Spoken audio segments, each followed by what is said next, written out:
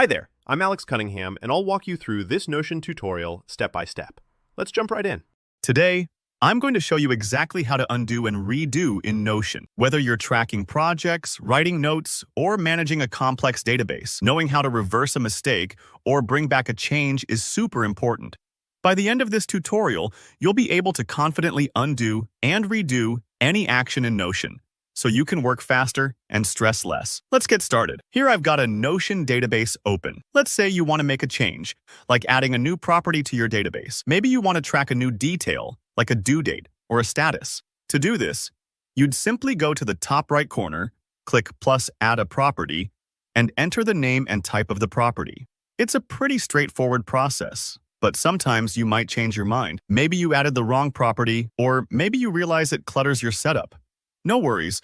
This is where knowing the undo shortcut can save you a headache. To quickly revert your last action, all you need to do is press Ctrl plus Z on your keyboard. This works just like it does in other familiar programs, such as Word or Google Docs. So if you accidentally add a property, delete a page, or even make an unwanted edit, simply press Ctrl plus Z and Notion will instantly undo your most recent change. It's almost like having a rewind button for your workflow, so you don't have to worry about making a misstep. And if you're a Mac user, just swap Control for Command, so you'd use Command plus Z instead. Let's say you've undone a change, but then realize you actually did want to keep it. Maybe you reconsidered, or perhaps you undid too far by accident. Not a problem. To redo your last undone action, you'll press Ctrl plus Shift plus Z on your keyboard. This shortcut jumps forward, reapplying the step you just undid. Again, Mac users will use Command plus Shift plus Z. It's like having a redo button, so if you second guess yourself or go a step too far, you never lose your work.